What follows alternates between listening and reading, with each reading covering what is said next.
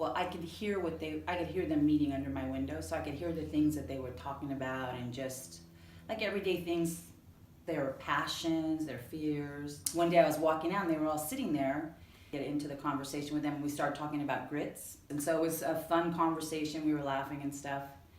And that just kind of, it broke the ice a little bit. There was probably 6 of them then. And so that was how that all happened, and just started laughing and having fun. Well, I've always been involved in the prison ministry there, but for the grace of God, though, I basically just grateful that I never got caught. So I've always been involved with youth and gang members and things like that. So I had, like I said, I heard them sharing their lives and their testimonies, so to speak. So I heard them outside and they were talking, and I had been praying after I met them the first time. I was like, okay, Lord, how can I build a relationship with them? They're kids. I clearly am a dork. What am I going to do to minister to these beautiful kids? They're like hip and happening kids. Big thing happening downstairs. I heard my little prolific Jalen. I heard him just really using foul language and effing, and I was like, that's not, I was not sure what was going on. And then I heard, so I just started praying, and then I heard somebody say, I'm going to have to cuff you. I'm going to have to cuff your other hand, son. And I looked outside and the police were there. And I just said, Lord, if you'll just use me and just don't let anybody get killed. Seriously is what I thought. And so when I left, when I came downstairs, the police were leaving and there were all the beautiful little faces, 6 of them just sitting there. And I was like so relieved, and I had been crying, so I was kind of upset. So I looked at them and I said, are you guys okay? And I think they expected me to be mad at them or afraid of them. And my heart was just broken. So they said, yeah, we're okay. They said, I'm so glad you're okay. I love you guys. I've been praying for you because I hear you below my window all the time. And so, future, you're our hope. And I'm just so glad. And I just couldn't stop saying, I'm so glad you're okay. And it was a trip because they all just kind of stood there and they were like, she's really glad we're okay. I guess they thought I was not going to, I was going to be afraid of them or think, oh, thugs, who wants anything to do with them? Well, I come from thugs, so, of course I love them. So then one kid, a big kid, big old school, he had big old jewelry on and stuff and curly hair and just this angelic face. He was huge. His name was Gabe. And he just started sharing his heart with me. And then when I went to get in my car, he came running behind me and he said, oh, Miss Rachel, I didn't know that was your truck, with a couple of expletives. And he said, I'm really sorry, I hid something in your truck. And I said, well, just get it out. He said, it's my gun. And then he just, really, he was very upset that that it was my truck. And I could see how he was really repentant for what he had put in my truck. So anyway, he said, Miss Rachel, I'm not going to use it. I need it when I go home. And when he said that, I was like, oh my gosh, he needs it when he goes home. So I was trying not to lose it, right? So I got in my truck and he took his gun, and it was a big old gun, and he put it in his backpack. And I just said, please be careful. I don't really care what happened. I don't care who called the police or what happened, but just please be careful. We need you you can't leave us now, you're too young. I think that was probably a really, like a really good building block for us, because they did expect me to, lecture them and stuff, and it was all about just being glad everybody was okay, the police, everybody. I had prayed when I heard Gabe say that his home was where he needed his gun.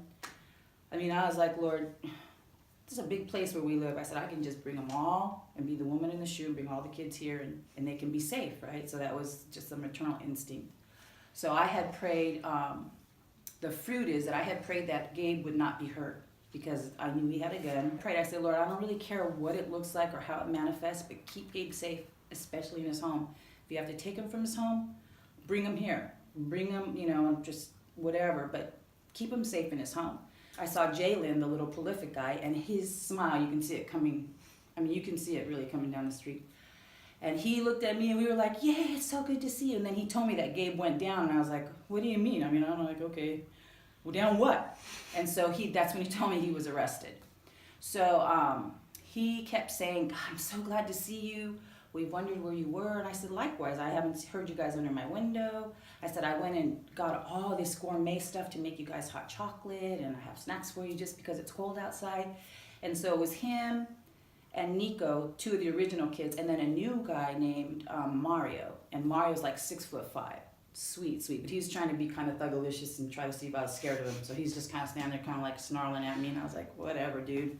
I said, okay, so come in. So we came in, and it was the sweetest thing, because Jalen said, oh, Miss Rachel, if you're going to make us hot chocolate, can you use real milk? And I had a gallon of milk, and I'm like, what do you think? And he's like, are you serious? And I said, yeah. And then I showed him the bag, and I have Mexican hot chocolate, Italian hot chocolate, Starbucks double hot chocolate.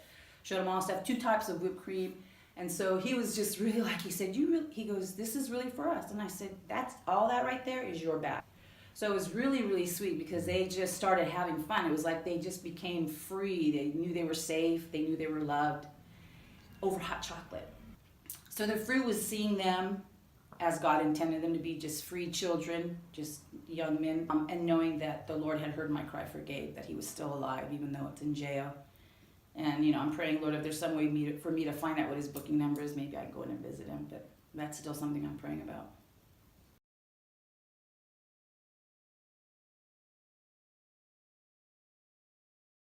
It was the Holy Spirit that led me to minister to Gabe at all, and not freak out when he pulled out this big old Glock, whatever kind of gun it was. You have to ask the Holy Spirit. And also, sometimes you just need to do it. The mission field, like when I became saved, our pastor was big on the mission field is where you are.